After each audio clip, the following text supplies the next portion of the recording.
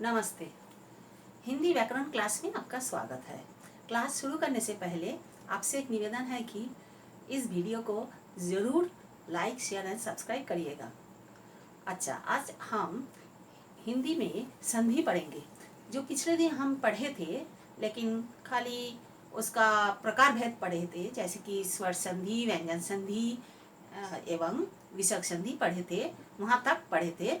संधि किसको कहते हैं, संधि का अर्थ क्या है, ये सब पढ़ाए थे। आज हम पढ़ेंगे हिंदी में जो संधि है। तो संधि में स्वर संधि किसको कहते हैं? स्वर संधि उसी को कहते हैं जब दो स्वरों के मेल से दो स्वर का मतलब है स्वर वर्ण।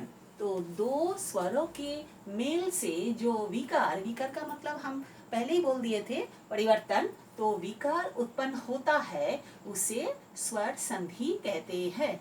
मतलब जब दो स्वर वर्ण के मेल से एक शब्द उत्पन्न होते हैं, मतलब जो एक परिवर्तित शब्द उत्पन्न होते हैं, उसको कहते हैं स्वर संधि। जैसे कि स्वर संधि के भेद है 5 भेद। जैसे स्वर संधि के 5 भेद है। स्वर संधि के 5 भेद का नाम क्या है? एक है दीर्घ संधि, दूसरा है गौण संधि, तीसरा है वृद्धि संधि, चौथा है यन संधि, और ये पांचवा है आयाधी संधि। तो पहला जो संधि है दीर्घ संधि, आज हम वो पढ़ेंगे।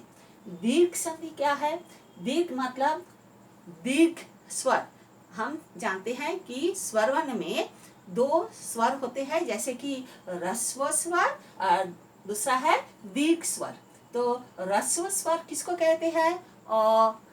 छोटी ई, छोटा ऊ, मतलब जिन सब वर्ण उच्चारण करते समय हमारा प्राणवायु हल्के से निकलता है, तो उसको कहते हैं ह्रस्व स्वर। छोटी ई, छोटा ऊ। और दीर्घ स्वर किसको कहते हैं? जिन सब वर्ण का उच्चारण करते वक्त क्या होते हैं, हमारा प्राणवायु थोड़ी टाइम लेते हैं उच्चारण करने में, जैसे कि आ, बड़ी, बड़ा ऊ, इस तरह दीर्घ स्वर होते हैं। तो अब ह्रस्व स्वर और दीर्घ स्वर दोनों के मेल से क्या हो जाता है? दीर्घ स्वर होते हैं आखिर में, उसको ही कहते हैं दीर्घ संधि। जैसे कि अगर अ प्लस अ होते हैं, मतलब एक शब्द में अ और दूसरे शब्द में भी अ रहता है, तो दोनों मिलके आ होता है। कैसे?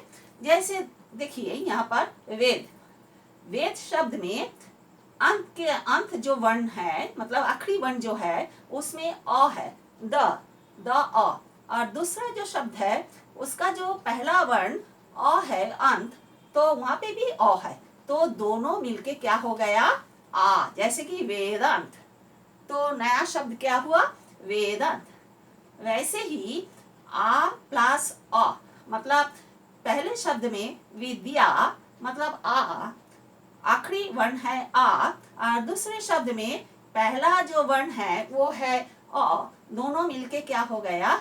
विद्यार्थी, मतलब आ का मात्रा आ गई। उसके बाद देखिए अ प्लस आ, दोनों मिलके क्या होता है? आ।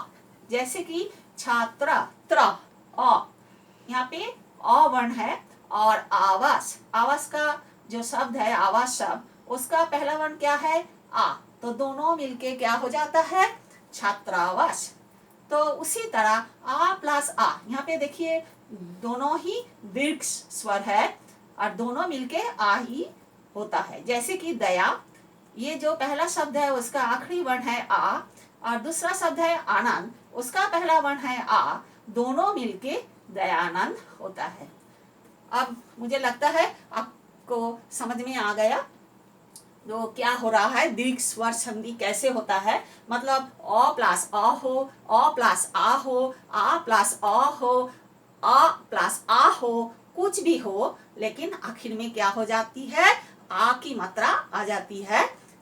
जो शब्द होता है वहाँ पे जो स्पेलिंग होता है, मतलब उच्चारण होता है, तो वहाँ पे आ की मात्रा आ जाती है। तो हमें लगता है अब आपके समझ में आ गया स्वर संधि किसको कहते हैं। तो इसे बार बार पढ़ने से, देखने से मुझे लगता है ज़रूर याद हो जाएगा। आज यहीं तक ही हम रहने दें और इस वीडियो को ज़रूर बार बार देखिएगा। आज यहीं तक ही रहने दें। नमस्ते।